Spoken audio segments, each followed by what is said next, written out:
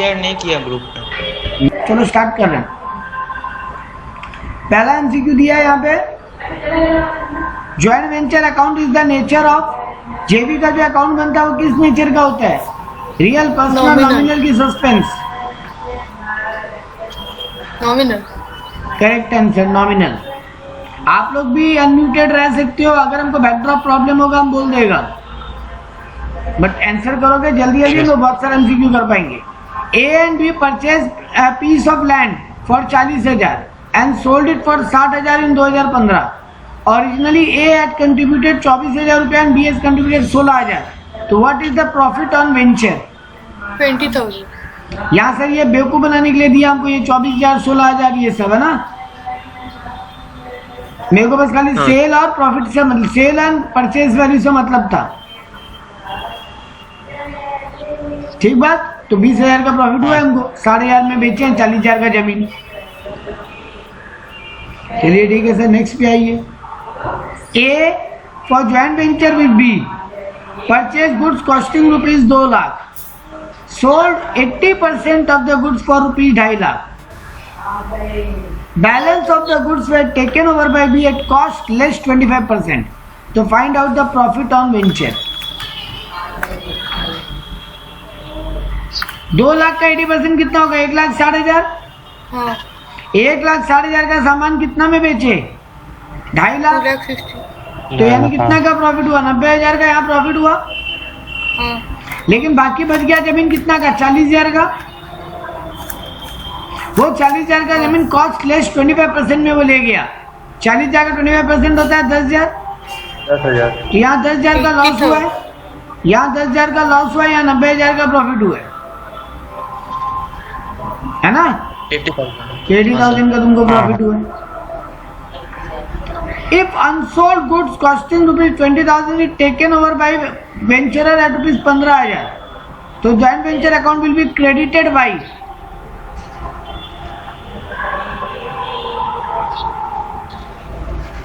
15,000 ना सर?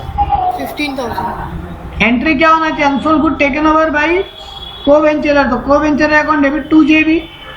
हाँ। को वेंचरर ले गया टू जेबी, यहाँ 15,000। ठीक है, 20,000 का एम 15,000 का एंट्री होगा। को वेंचरर टू जेबी नहीं नहीं नहीं 20,000। अरे भाई को venture account debit, PL account debit to JB ना। जेबी तो पूरा 20,000 से, जब लैंड आया होगा या वो गुड्स आया होगा तब तो जॉइंट वेंचर पूरा 20,000 से डेबिट हुआ होगा, है ना। हाँ। हाँ। और अब जाएगा तभी तो 20,000 से क्रेडिट करना पड़ेगा उसको, तभी तो अकाउंट क्लोज होगा। बात समझे? हाँ। हाँ। तो 20,000 से तो जेबी क्रेडिट होगा। ठीक है, ठीक। चलो नेक्स्ट आ जाओ। Memorandum joint venture account is personal account, nominal account, real account, none of the above. Nominal. Nominal always, क्योंकि वहां पे खर्चा और कमाई को लिखते हैं मेमोरेंडम मेथड में।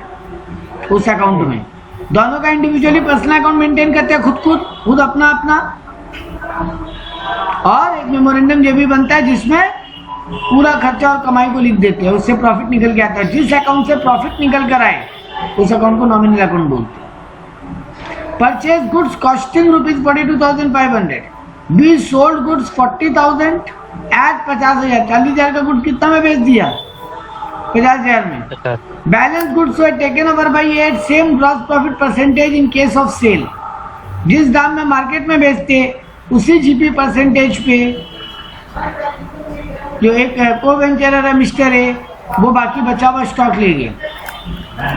तो यहाँ कितना का प्रॉफिट हुआ? 10,000 का प्रॉफिट हुआ। 40,000 का गुड्स पे तो कितना परसेंटेज ऑफ प्रॉफिट हुआ मेरा? 25%। अब बोल रहा है जो बचा हुआ गुड्स कितना का हो गया? और 2,500 का गुड्स बचा हुआ है ना। 42,500 का गुड्स लिए थे, 40,000 का गुड्स बेच दिए 50,000 में। तो यहाँ पे हम 25% प्रॉफिट कमाए। उसी परसेंटेज ऑफ प्रॉफिट पे मिस्टर ए रिमेनिंग स्टॉक को ले गया। वहां बोला मिस्टर ए का गुड्स जो टेकन ओवर है उसका अमाउंट निकाल के बताओ। तो सर 2,500 का 25% प्रॉफिट ऐड कर लीजिए। 3125. 3125 में वो गुड्स को ले गया, ठीक है ना? हाँ sir. What is the nature of joint venture account with को वेंचरर अकाउंट?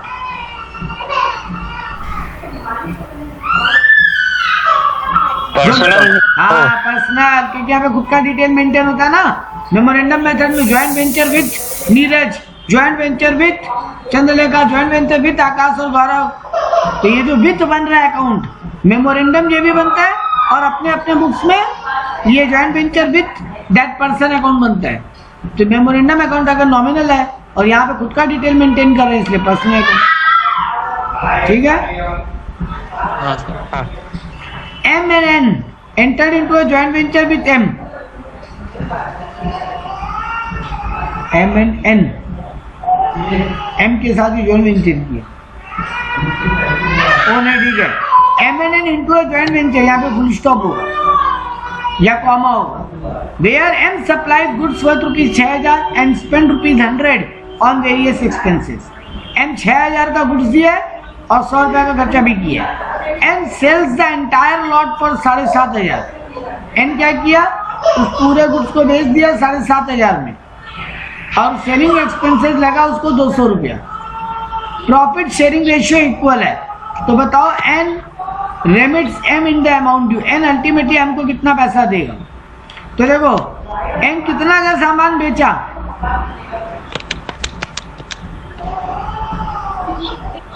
6,000। उसमें 100 रुपया खर्चा हुआ, मतलब 6,100 एम का खर्चा हुआ है। एन पूरा गुड 7,500 में बेचा,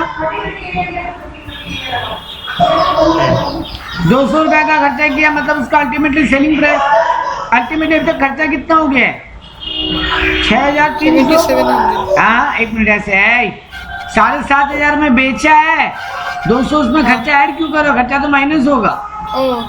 ऐसे मत करो, ऐसे करो तो टोटल कॉस्ट कितना लगा? 1200 का सर। 6,300 का खर्चा हुआ है टोटल। 6,000 प्लस 100 प्लस 200, 6,300 का खर्चा हुआ है। 7,500 में माल बिक गया, 1,200 का प्रॉफिट हुआ। हाँ सर। और प्रॉफिट इक्वली बांटने का बात हुआ, मतलब 600 का प्रॉफिट मिलेगा इसको एम को, क्योंकि एम पूरा माल बेचा है तो एन ही एम को पैसा भेजेगा। तो 6,100 तो मिलेगा ही एम को, प्लस 600 का प्रॉफिट भी मिलेगा। हाँ सर। 6,700 रुपये मिलना चाहिए एम को एन से। हाँ। क्लियर है मेरा बात? सबको नहीं क्लियर है तो बोलो। हाँ सर। हाँ सर क्लियर। चंद्रलेखा? हाँ सर। ठीक है। A and B purchase a piece of land for ₹20,000 and sold it for 60,000 in 2015। फिर वो बकवास क्वेश्चन, ये पहला क्वेश्चन घुमा के पूछ लिया। 60,000 में जमीन बेचा, 20,000 में परचेज किया था, 40,000 का प्रॉफिट होगा, क्योंकि तुमसे पूछा ये profit on venture will be. ठीक है? हाँ सर। चलो नेक्स्ट पे आओ। A and B enter into joint venture sharing profit and loss 1:1। A purchase goods costing ₹20,000, B sold the goods for 25,000। A को 1% कमीशन में मिलेगा on purchase and B is entitled to get 5% commission on sale. तो profit will be, तो पहला बात तो goods का दाम पड़ा 20,000। हाँ सर। ए को 1% कमीशन मिलेगा ऑन परचेज, तो 1% ऑफ 20,000 हो गया 200 रुपया, 200 रुपया और खर्चा हुआ। बी को 5% कमीशन मिलेगा ऑन सेल, 25,000 में सेल हुआ, 25,000 का 5% 1250। 1250। तो टोटल खर्चा कितना हो गया? 21,450। हाँ सर। और माल बिका है 25,000 में, तो अल्टीमेटली प्रॉफिट कितना हुआ? 3,550। 3,550 का प्रॉफिट हुआ। हमेशा इस टाइप का सम में ना बुद्धि लगाना होगा कि टोटल खर्चा कितना हो रहा है और टोटल प्रॉफिट माल कितना में बिक रहा है, वही अमाउंट प्रॉफिट हो जाएगा। ठीक है? हाँ सर। Goods costing ₹10,000 destroyed by an accident. Insurance claim nil. तो बताओ इन चारों में से कौन सा स्टेटमेंट राइट होगा? ₹10,000 will be credited to joint venture account. No entry will be made in the books of joint venture. ₹10,000 will be debited to joint venture. 8,000 will be credited to joint venture. पहला बात तो 8,000 तो पहले ही बकवास हो गया। RR amount कहाँ से आया जब इंश्योरेंस क्लेम कुछ मिला ही नहीं है? तो ऑप्शन डी तो बर्बाद है। बताओ ABC में से क्या होगा?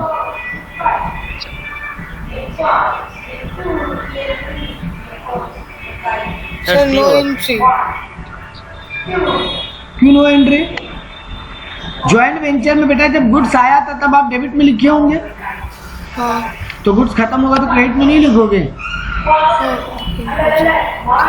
नॉर्मल लॉस नहीं आता है, नॉर्मल लॉस आता है जेबी में।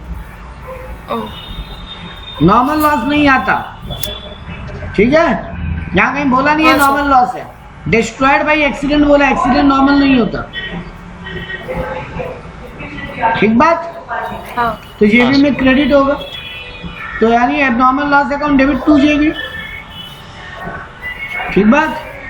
हाँ तो यानी जॉइंट वेंचर अकाउंट को क्या कर रहे हैं हम? क्रेडिट। या तो वही बोला है ₹10,000 will be credited to joint venture account, पहला ऑप्शन, ठीक बात? नेक्स्ट बोला which of the following statement is true? There is no difference between joint venture account and partnership. क्या ये बात ट्रू है? नहीं सर। नहीं है, ये फॉल्स है sir. Consignment and joint venture are same, नहीं। ये भी फॉल्स है सर। नहीं sir. There is no separate act for joint venture.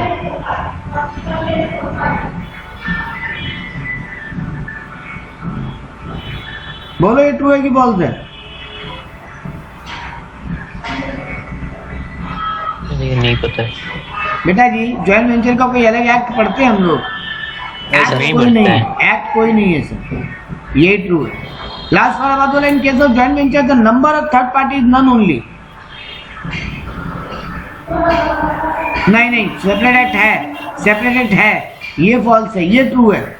Joint venture में थर्ड पार्टी कोई नहीं होता। हम लोग उधार में माल नहीं बेचते ना जनरली, नहीं तो थर्ड पार्टी कोई नहीं होती।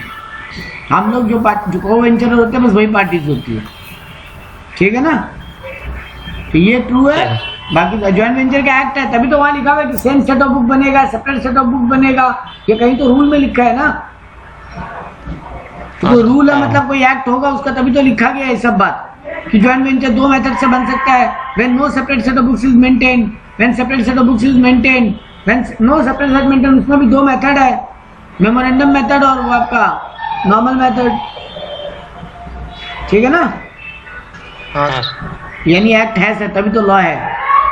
Which of the following accounts are maintained in joint venture and separate set of books are maintained? इनमें तो कौन सा अकाउंट मेंटेन करते हैं? तीनों जॉइंट वेंचर, जॉइंट बैंक, को venture, yes all of them. If a co-venturer take away goods from memorandum joint venture method, then he will be debited these goods in his books too. वो अपने books में कौन सा account खोलता है? Memorandum joint venture method में सब अपना अपना पर्सनल अकाउंट मेंटेन करता है ना? हाँ, तो यानी पर्सनल अकाउंट में जाएगा उसके। कोई अपने बुक्स में अलग से जॉइंट वेंचर अकाउंट तो खोल ही नहीं रहा है सर। वो अपने बुक्स में क्या खोलता है? जॉइंट वेंचर विथ ए। ये विथ ए का मतलब हो गया जेवी अकाउंट नहीं है ये, उसमें वो खर्चा और कमाई मेंटेन नहीं कर रहा पूरा, वो खाली अपना डेटा मेंटेन कर रहा है, यानी वो पर्सनल अकाउंट बना रहा है अपना, है ना? हाँ सर। हाँ तो जब भी वो गुड्स को टेक अवे करेगा वो अपने पर्सनल अकाउंट मेंटेन करेगा। अब मेमोरेंडम जॉइंट वेंचर अकाउंट जो बनेगा उसमें अलग एंट्री होगा। बोलो इसमें वो लास्ट में दिया है ना कि he will be debited this goods लिखा हुआ है ना? हाँ, गुड्स भी क्या वैसे पर्सनल में ही आएगा? तो और क्या करेगा? जब वो गुड्स लेकर जाएगा कहाँ लिखेगा? मतलब जो इन्वेस्ट किया, हाँ ना, नहीं ठीक है, इन्वेस्ट नहीं बोला बेटा, जब गुड्स लाया ले गया उसका एंट्री का बात है। हाँ ठीक है। For opening joint bank account in case of separate set of books, जब जॉइंट बैंक अकाउंट खुलेगा तो क्या एंट्री पास होगा? बैंक में पैसा आ रहा है, bank to JB, joint bank तो ये भी है ना, तो ज्वाइंट बैंक अकाउंट डेबिट होगा, ज्वाइंट वेंचर अकाउंट क्रेडिट होगा, नहीं को वेंचर अकाउंट क्रेडिट होगा, सॉरी को वेंचर ला रहा है ना पैसा स्टार्टिंग में जब बैंक अकाउंट खुल रहा है तब। हाँ सर। तो joint and venture account will be debit and venture account will be credit, venture account will be debit and venture account will be credit. ये तो पूरा ही बकवास बात लिख दिया ऐसे क्या क्या होता है, joint bank account debit and venture capital account credit, joint venture account debit and joint bank account credit, ये भी नहीं हो सकता। ज्वाइंट बैंक क्रेडिट कैसे हो सकता, पैसा तो आ रहा है, तो 1 और 3 तो गायब ही हो गया, 2 और 4 में बात बचेगा। Joint bank account will be debit and joint venture account will be credit. B होगा तो joint bank to venture capital. हाँ venture capital account, co venture account जिसको बोलते हैं, तो बी नंबर आंसर होगा। क्लियर है ये? हाँ सर। State which of the following statement is true. चलो चारों स्टेटमेंट को ट्रू फॉल्स पढ़ते हैं। Memorandum joint venture account is prepared to find out the profit on venture, ये ट्रू है। हाँ सर, मेमोरेंडम अकाउंट क्यों बनाते हैं, उससे प्रॉफिट लॉस ही तो निकलता है, हाँ तो यही ट्रू है, मतलब बाकी 3 तो फॉल्स होने वाला ही है। चलो फिर भी पढ़ लेते हैं।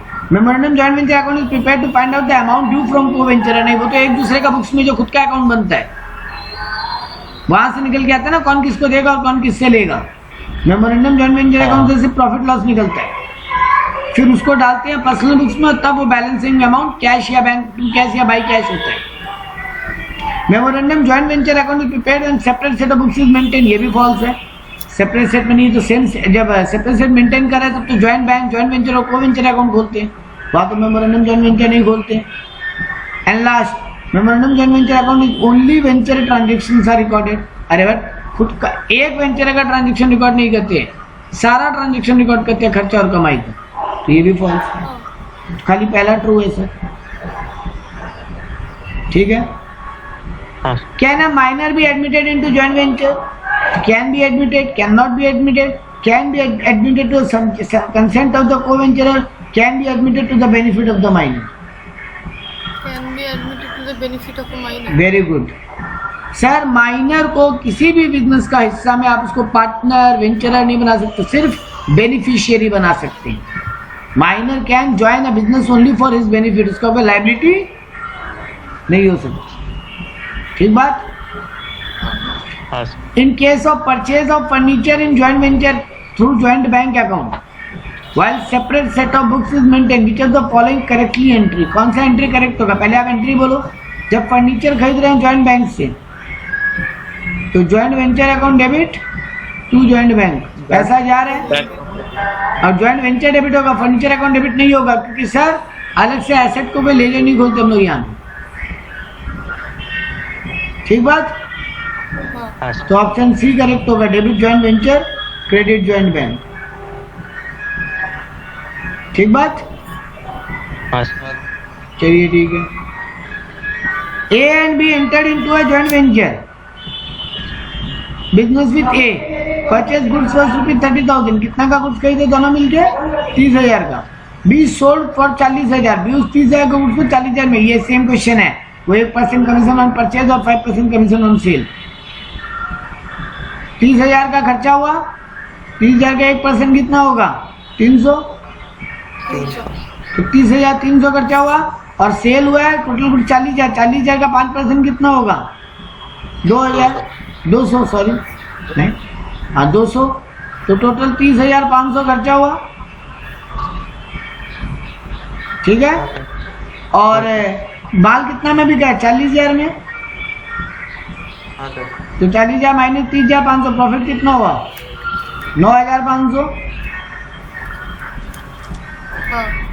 वो 9,500 को 3:2 में बांटेंगे, 9,500 divide by 5 into 3, 9,500 divide by 5 into 2, बांटो।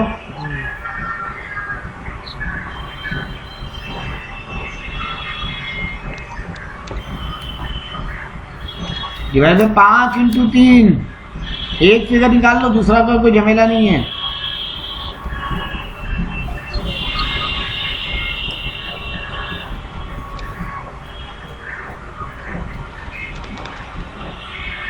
$5,700 आ रहा है, एक का भाई यहाँ तो ऑप्शन ऑप्शन ही रॉन्ग नहीं है। है।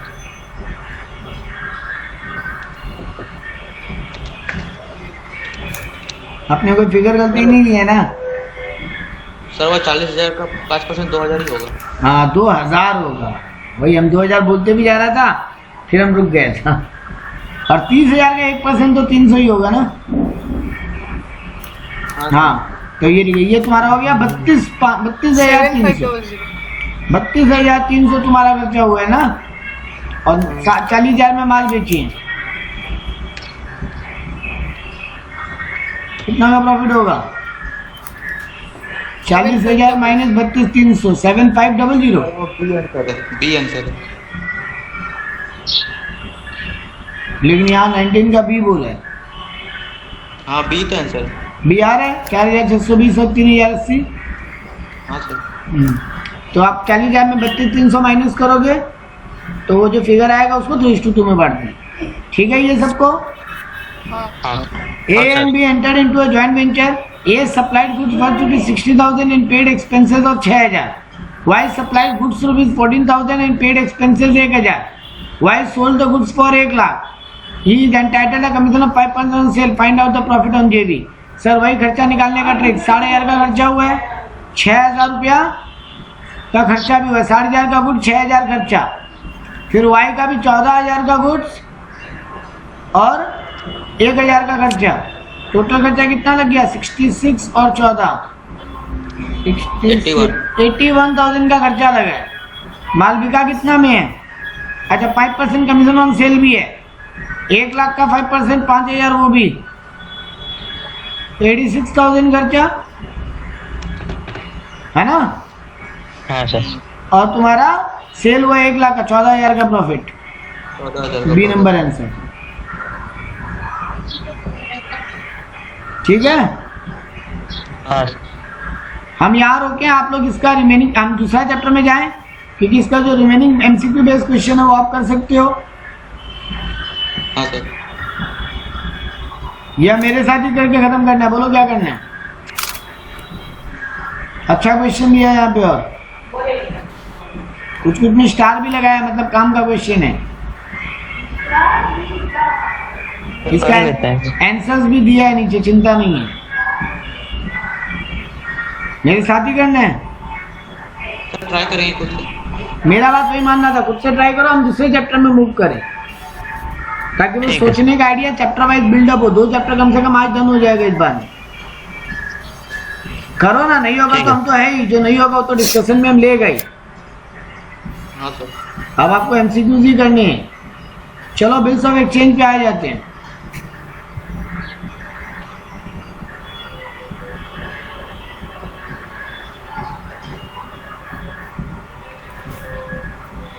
यहां से एमसीक्यू चालू किया। चलो, the person other than the original creditor to whom the amount bill is made payable is known as।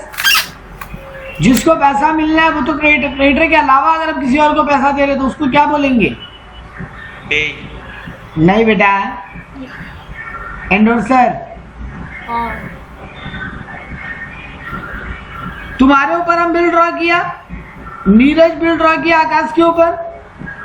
Neeraj हो गया ड्रॉवर, आकाश हो गया ड्रॉई, और नीरज ही तो पे ही हो जाता है। जो पे करता है वो पे ही होता है बेटा। ड्रॉवर और पेयर जनरली सेम पर्सन होता है। अब हुआ क्या, क्रेडिटर कौन है यहाँ पे? ड्रॉई, सॉरी, हाँ क्रेडिट, लेकिन उसकी जगह कोई और पे कर रहा है। नहीं नहीं एक मिनट, हाँ एक मिनट, एंडोर्सर नहीं होगा सर पे ही होगा ना। हाँ पे ही होगा, पे ही, जो पे करता है वो पे ही होता है। ठीक हो गया, जो पे करता है वो पे ही होता है। नहीं नहीं एक मिनट रुको। सर जिसको मिलता है लास्ट में वो ना पे होता है, पे ही होता है। हाँ जिसको मिलता है वो पे ही होता है। तो यहाँ मिलने वाला पार्टी थोड़ी ना बोला है। हाँ वही तो पूछा है। The person to whom the amount of bill is made payable, तो पे ही होगा, पे ही। ठीक है, इसका आंसर एक बार चेक करते रुको। 1 नंबर है ना,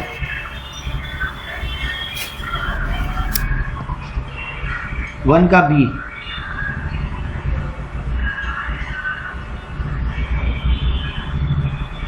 1 का बी, हाँ पे ही होगा, ठीक है। Payment of bills of exchange is received, कौन पैसा रिसीव करता है? Drawer by the holder in due course हाँ of due date. Holder in due course of due date, हाँ हाँ वही। हाँ holder due course of due date, maturity के दिन जिसका होल्डर इन ड्यू कोर्स। नहीं, ड्रॉवर पैसा रिसीव करता है।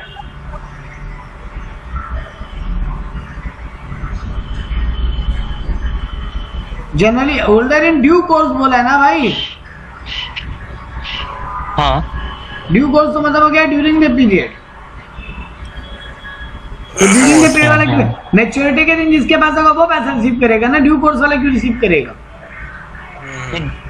ड्यू डेट के दिन मतलब वो जिस दिन वो ओवर होगा उसी दिन ना। पूरा लाइन पढ़ना भाई, holder in due course of due date, point तो है।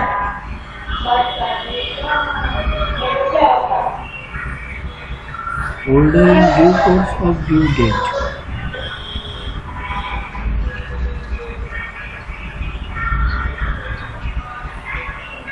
लेकिन ये ड्यू कोर्स में लिखा भाई और मैच्योरिटी नहीं लिखा है, क्वेश्चन का लैंग्वेज रॉन्ग है। लिखना पड़ेगा यहाँ पे maturity on due date. Maturity के दिन जो बिल होल्ड कर रहा है ना, पैसा रिसीव करने का हक उसका होता है। हाँ हाँ इसका कैसे हो सकता है? यहाँ पे रॉन्ग लैंग्वेज यूज किया है, ठीक है। ठीक। यहाँ होगा आपका नंबर 1 का। अगर कुछ क्वेश्चन साइलेंट है, हम तो मानते हैं ड्रॉवर, लेकिन ड्रॉवर वाला पॉइंट भी गलत होता है, क्योंकि सर ड्रॉवर भी आपका पैसा कैसे रिसीव करेगा? ड्रॉवर तो वो होता है जो बिल ड्रॉ किया है। कई बार ड्रॉवर और पैसा मिलने वाला पर्सन तो अलग अलग हो सकते हैं, इसीलिए इसका बी आंसर मानना पड़ेगा, कोई ऑप्शन नहीं छोड़ेगा। एंडोर्सी हो नहीं सकता, एंडोर्सी तो वो होता है जो एंडोर्स कर रहा है, और बैंक तो बिल्कुल पैसा रिसीव नहीं करेगा। बी होगा आंसर, लेकिन ये लैंग्वेज रॉन्ग है। यहाँ पे बोलना था बाय होल्डर ऑन मैच्योरिटी, ठीक है, in on due date. Retirement of bills means, bill retirement होने का मतलब क्या होता है? हम टाइम के पहले पैसा दे रहे हैं कि बिल को कैंसिल कर रहे हैं, कि बिल को एंडोर्स कर रहे हैं? बोलो बोलो सर पहले पैसा दे रहे हैं ना। हाँ, रिटायर कर रहे हैं बिल को मतलब टाइम से पहले पैसा दे रहे हैं, मतलब making payment before due date. Cancellation हो नहीं सकता इसका meaning. Sending the bill for collection ये है नहीं, ये बिल सेंड फॉर कलेक्शन होता वहां तो, और एंडोर्समेंट भी नहीं है इसका मतलब। रिटायरमेंट का मतलब एंडोर्समेंट नहीं हो सकता sir. Next, at the time of retirement of a bill the acceptors debit, जब बिल रिटायरमेंट करते हैं तो क्या एंट्री पास करते हैं?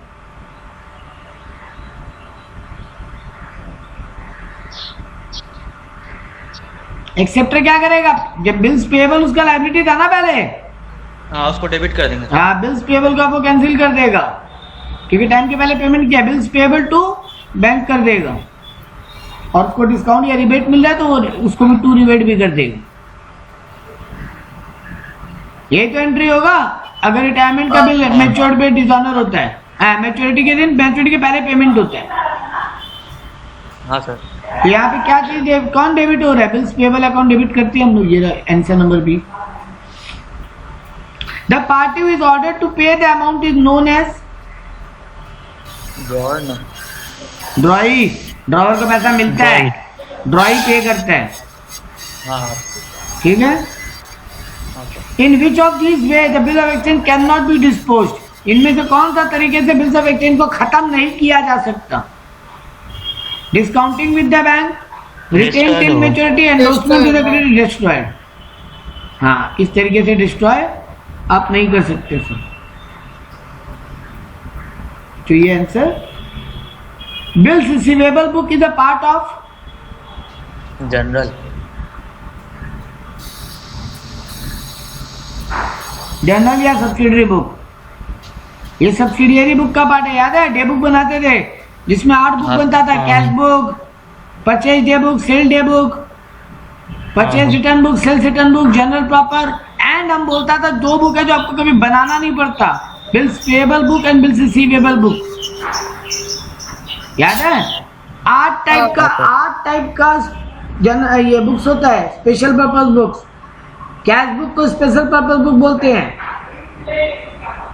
Purchase day book, sales day book, purchase return day book, sales return day book, journal proper, और last 2 बचा bills payable day book, bills receivable day book.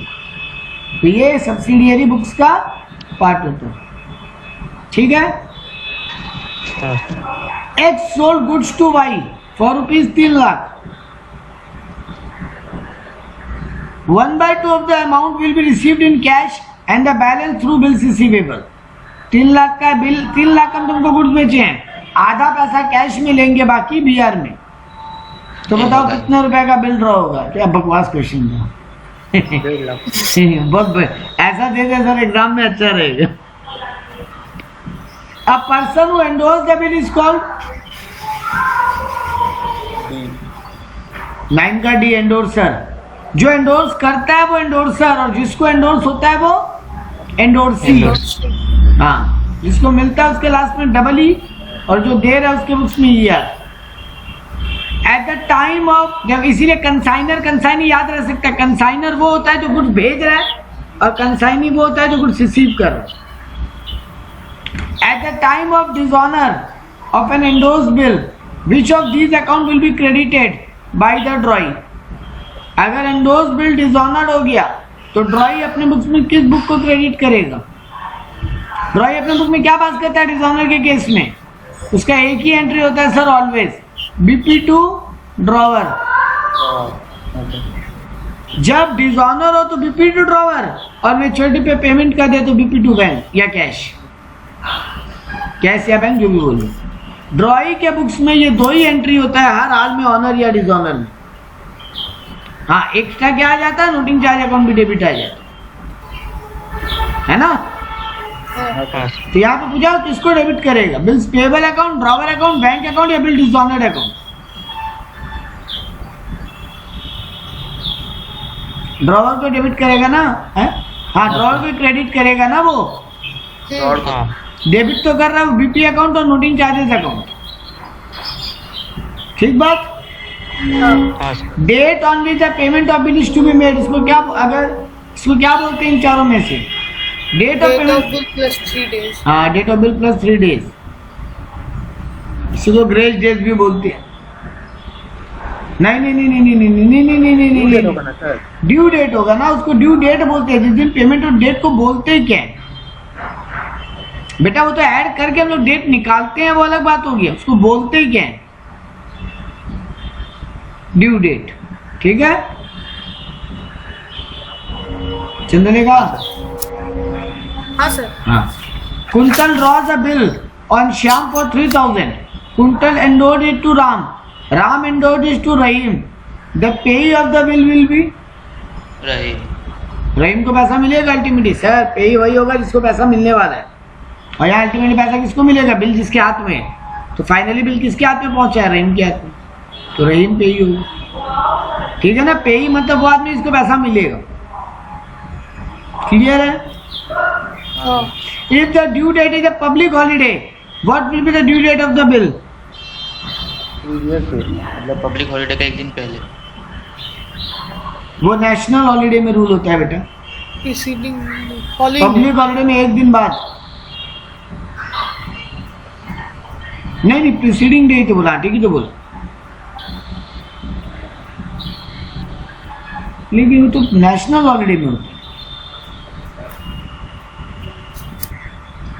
Public holiday में होता है नेक्स्ट डे, मतलब फॉलोइंग डे। यह answer wrong है बेटा। Public holiday में फॉलोइंग डे होता है, नेक्स्ट डे। और नेशनल हॉलीडे होता तो सर नेशनल हॉलीडे पहले से पता है, 4 है। कौन कौन से 4? 15 अगस्त, 26 जनवरी, 2 अक्टूबर, 3 ही है सॉरी। ये 3 डेट अगर आ जाए तो आप क्या बोलोगे? एक दिन पहले, ठीक है? ठीक है सर। और अगर आपको ये 3 डेट के बाद का डेट आता है तो बोलोगे नेक्स्ट डे, ठीक? हाँ On 1 August 2015, X draws the bill for 30 days after sight. The date of acceptance is 8/8/2015. The due date of the bill will be 11/9/15. बाकी लोग हाँ 11/9 3 दिन का ब्रेस होगा।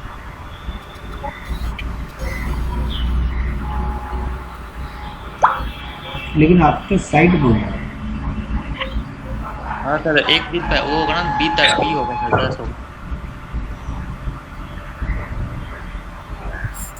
30 दिन जोड़ना है ना 8 अगस्त से, हाँ फिर इसमें 3 दिन जोड़ेंगे तो 8 अगस्त से 30 दिन कब होता है? 9, 10, 11, 12, 13, 14, 15, 16, 17, 18, 19, 20, 21, 22, 23, 24, 25, 26, 27, 28, 29, 30। अगस्त 31 का महीना होता है तो 1, 2, 3, 4, 5, 6, 7, 8, 9, 10, 10 तारीख होगा बेटा। वही सर। 30 दिन जोड़ के आता है 7 सितंबर, क्योंकि अगस्त 31 का महीना है। ठीक है, हाँ अगस्त 31 का महीना है भाई लोग। तो सर 3 दिन जब जोड़ेंगे तो 10 अगस्त आएगा, 8, 9, 10। ठीक है। हाँ sir. If bill drawn on 3 July 2015 for 40 days, payment must be made on 3 जुलाई से जोड़ो 40 दिन, 4, 5, 6, 7, 8, 9, 10, 11, 12, 13, 14, 15, 16, 17, 18, 19, 20, 21, 22, 23, 24, 25, 26, 27, 28, 29, 30। तो कौन सा महीना है? जुलाई का महीना है, मतलब 31। 1, 2, 3, 4, 5, 6, 7, 8, 9, 10, 11, 12, 12 और 3, 15 अगस्त डेट पड़ रहा है। 15 अगस्त को दे देंगे सर। हाँ तो 14 अगस्त को होगा। हाँ 14 अगस्त को होगा। हाँ सही जवाब। ठीक है। हाँ सर। हाँ A draws a bill on 1/4/2019 for 7,000 for 3 महीना, B accepted on 8/4/2019। The bill was discounted on 8/5/2019 for 12%। तो discount, the amount of discounting will B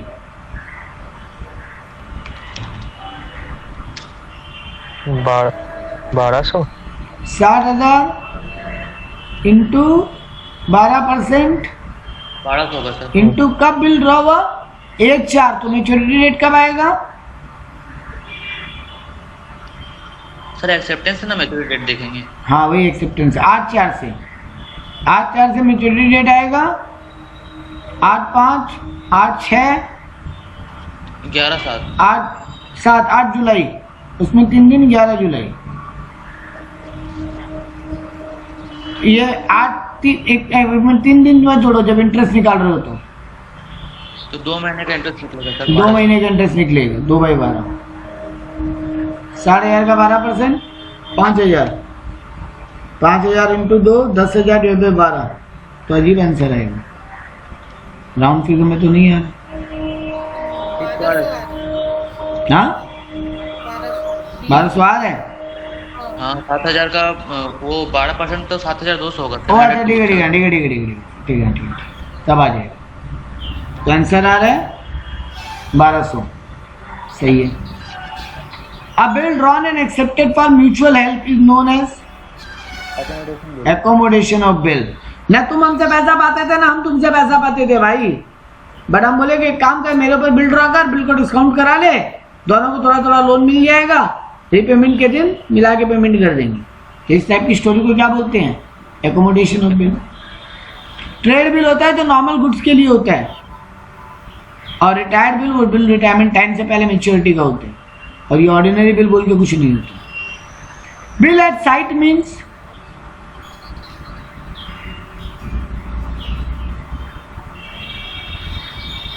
bill at sight का मतलब होता है payment to be made on demand at any time, the payment is made after a particular time. दोनों का मतलब होता है। साइट का मतलब होता है जब तुम प्रेजेंट करोगे, साइट का मतलब होता है जब मेरे आंखों के सामने आएगा बिल। मतलब आंसर डी होगा ना सर? आंसर डी होगा। दोनों ही इसका मतलब ये होता है। ठीक है। हाँ sir. X draws the bill for 40,000 on Y. Y accepted for 2 months. After 1 month, Y paid the bill amount at the rate 9% per annum. तुम्हारा इंटरेस्ट का रेट चल रहा है। 2 महीने का बिल था, बिल 1 महीना पहले पे कर दिया, उसको 1 महीने का रिबेट मिलेगा। तो 40,000 इंटू 9% इंटू 1/12, 300 रुपये होगा रिबेट। 300 रुपए का रिबेट हो रहा है, मतलब कितना रुपया खाते में आएगा? 39,700।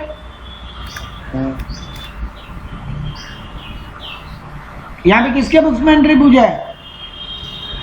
वाई के बुक्स में, मतलब पेमेंट का एंट्री है। तो क्रेडिट होगा, बैंक क्रेडिट होगा 39,700, डिस्काउंट उसको मिल रहा है तो उसके भी क्रेडिट होगा क्योंकि इसका फायदा है, और बिल्स पेएबल उसका 40,000 से खत्म हो गया, डी होगा। ठीक है। For bills receivable endorsed earlier and then dishonored, the journal entry will be in the books of drawer. हम बिल पहले एंडोर्स कर दिया था, हाँ, तो हम पाएंगे किससे? ड्रॉई से पाएंगे हम पैसा, और एंडोर्सिंग को हमको देना है पैसा। ये होगा debit the debtor and credit the creditor. हम हालांकि एंट्री पूरी तरीके से राइट नहीं है, यहाँ पे टू कैश भी आएगा, नोटिंग चार्ज नहीं आएगा, उसी में इंक्लूड हो जाएगा। ठीक है, राइट है।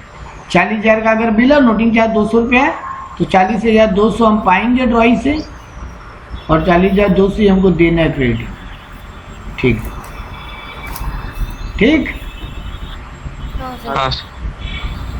अब देखो सब ऐसा ही क्वेश्चन है, ये जो एमसीक्यू प्रैक्टिस के लिए दिया है ना, उन सब में ऐसा ही क्वेश्चन है, वही सब डेट फेट वाला, अमाउंट वाला। तो हम यहाँ स्टॉप करें, आप लोग करोगे इसका सम, फिर हम लोग नेक्स्ट क्लास में इन्हीं दोनों का पहले डाउट्स खत्म करेंगे। अब मेरा एक बात काम का सुनो,